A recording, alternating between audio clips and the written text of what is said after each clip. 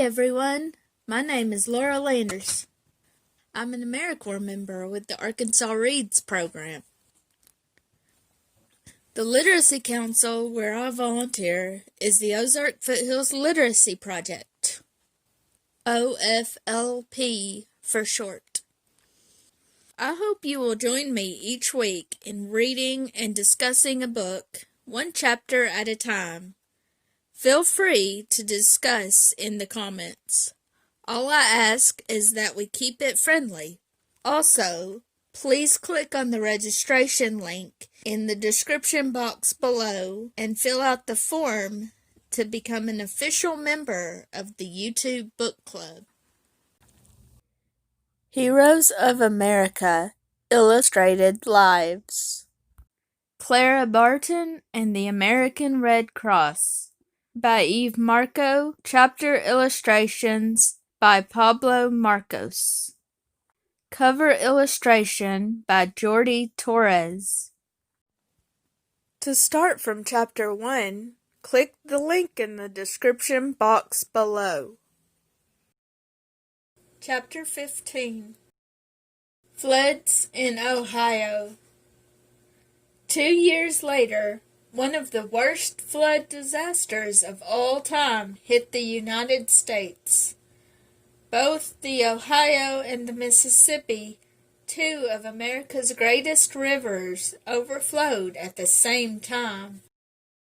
Clara Barton hurried to Cincinnati, Ohio. She was met at the railroad station by her friend, Dr. Julian Hubbo. "The city is afloat, Clara," Dr. Hubbo told her as soon as she got off the train. "Half of Cincinnati is underwater."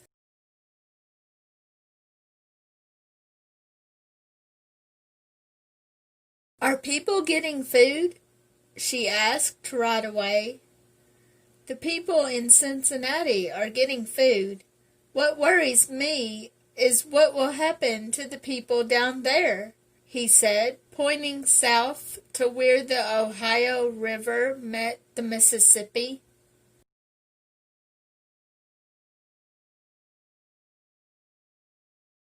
"Down there are 400 miles of river that have flooded towns and farms. Nobody is able to get food to those families because they're far apart, and the roads are completely flooded. To make things still worse, Clara, a cyclone struck and uprooted entire houses and farms. Many of these people now have no homes at all. What are we going to do?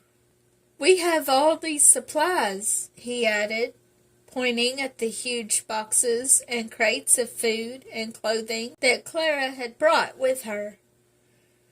"We have everything these people need, but what good is it if these supplies are at the railroad station and the people who need them are stuck hundreds of miles down the river? We must find a way to bring the supplies to them," Clara said.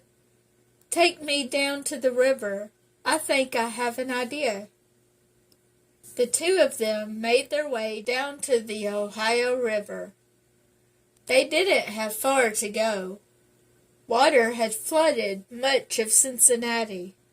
Everywhere Clara looked, the water had risen up to the second and even third floors of houses, sometimes covering them completely. Clara looked down to where the river flowed south. No land was to be seen. No banks, no hills, no farms, no dry land. Just water. "We'll charter a boat," Clara said. "We'll fill it up with supplies and start down the river."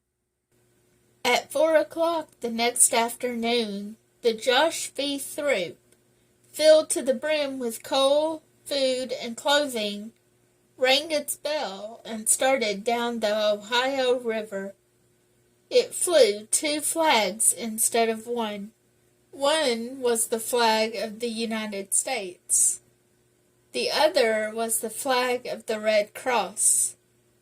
The Josh V. Throop was the first Red Cross relief boat ever seen in America.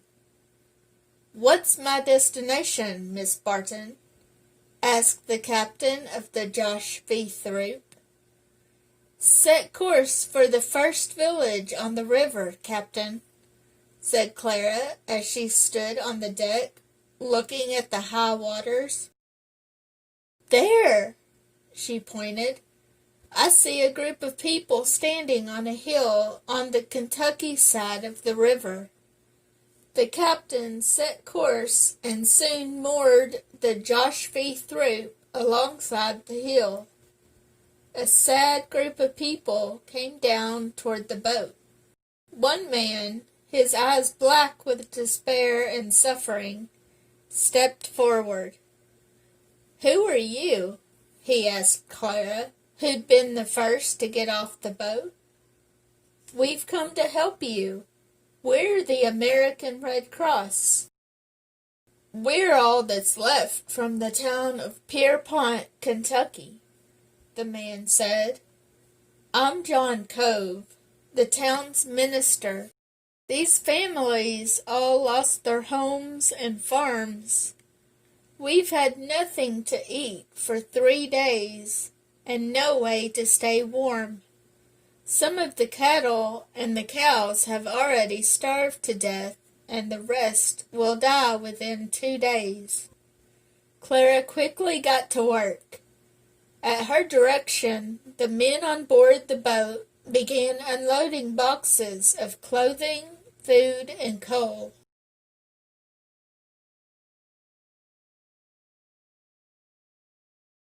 "Here's enough food and fuel to keep you going for another 2 weeks, Clara said.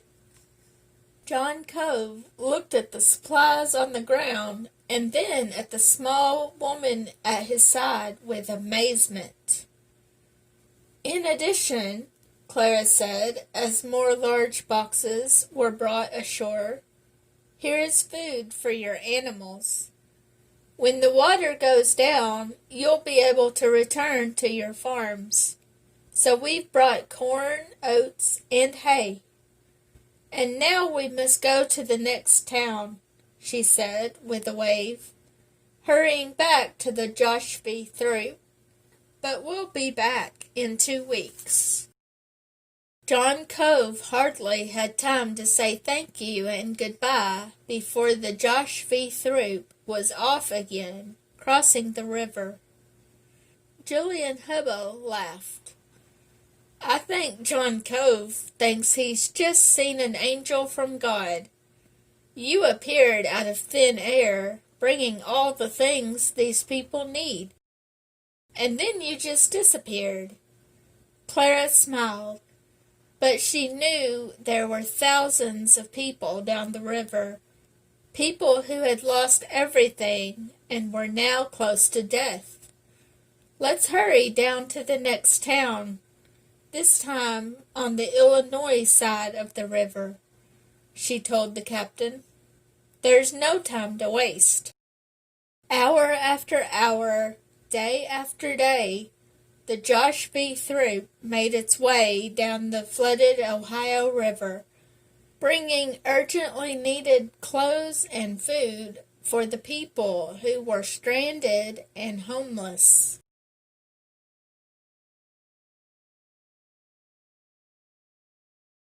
When they reached Cairo, Illinois after a week, the boat reloaded and made its way right back up river again, bringing more supplies to the people on the river.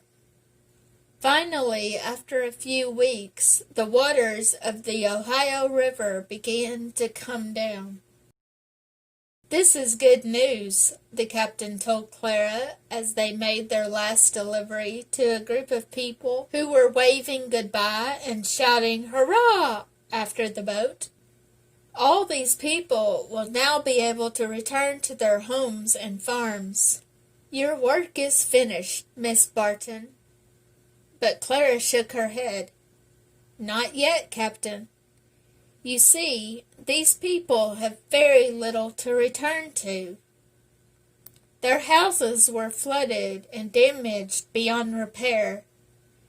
Even when the waters go down, they'll still have no place to live for a long time. Suddenly, a bright light shone in her eyes. "Are you getting another one of your ideas?" Jillian Hebel teased her. "Yes, and this is the best of all," Clara exclaimed. "When do we reach Cincinnati again, Captain?" "Tomorrow morning, Miss Barton." "Then, Captain, as soon as we arrive, I want you to load this ship with lumber, doors and windows, tools, utensils, and groceries. I also want you to take on board a group of carpenters." "Carpenters?" the captain asked. "Why carpenters?" "Because we're going to build these people homes," Clara said happily. The next day, the Josh V. Throop sailed up to Cincinnati and loaded all the items Clara had asked for, including a group of skilled carpenters. The following day, the boat was back on the river. Clara was on deck when she spotted a woman surrounded by children on a desolate shore. Quickly, she told the captain to land and went out to meet the woman. "I'm Mrs. Plew," the woman told Clara. She was tall and thin. Her clothes were in tatters. "These are my children." Her children, too, looked thin, with large dark eyes that hadn't seen food in several days.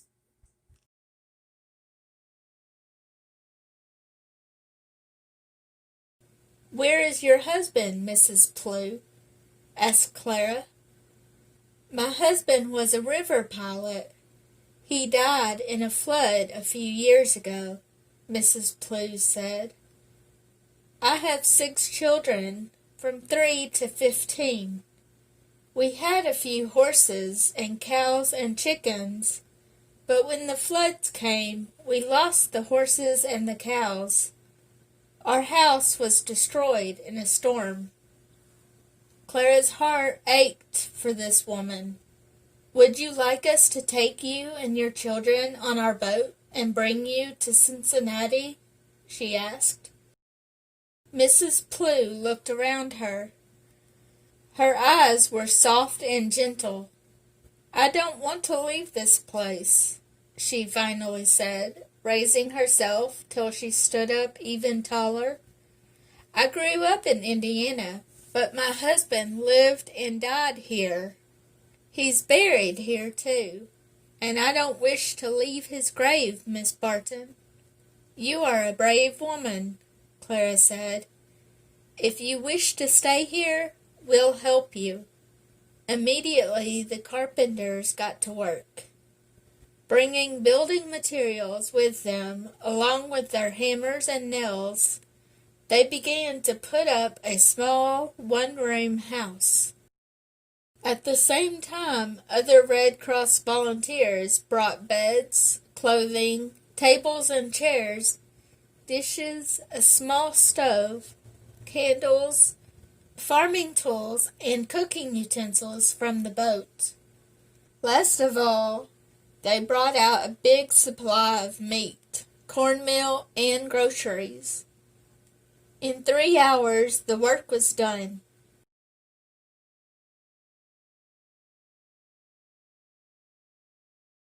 Mrs. Plew looked with astonishment at the new clean house and the warm fire blazing in the hearth. Her daughter had begun to cook dinner for the younger children who were seated around the fire, getting warm for the first time in weeks. "And here is $100 for you," Clara said. "Thousands of people throughout this country have sent money to be given out to the survivors of the floods. You are a courageous woman. I'm sure you'll be able to use this money to help start a new life for yourself and your children." Mrs. Plew looked with wonder at the money in her hand and the house in which she now stood. "I can hardly believe this," she said. "This morning I thought we'd lost everything and the end was near. Now suddenly we have a house and some money to begin again." She looked at Clara. "Who are you? Why do you do this?" "Our job is to help people like you," Clara told her. Mrs. Plew looked at the white and red flag on the Josh V. Throop. "What flag is that?" she asked. "That is the flag of the Red Cross," Clara told her. "And the people you see here are Red Cross volunteers who help people in bad times like these. And the food and lumber and furniture comes from donations that people have sent in to the Red Cross to help people like you. You are not alone, Mrs. Plew. Thousands of people across this country care about you and your family." Tears shone in the woman's face. "God bless you," Mrs. Plew said, giving Clara Barton a big hug. "And God bless the Red Cross." Clara Barton, Chapter 15, Discussion Questions. Number 1. What happened in this chapter to cause many people to lose their homes and farms? Have you ever had to start something over again, either big or small? Number 2. Even though Clara came up with ideas for how to help the families who lost their homes and farms, she knew she couldn't do it alone. Who all helped? How did they help? Have you ever worked in a group to accomplish a task? Please post your discussion in the comments below. Also, remember to click on the link in the description box below to fill out the registration form and become an official member of the OFLP YouTube Book Club. Next week, I will post the next chapter and discussion questions, so be on the lookout for that. Thank you so much for listening and participating.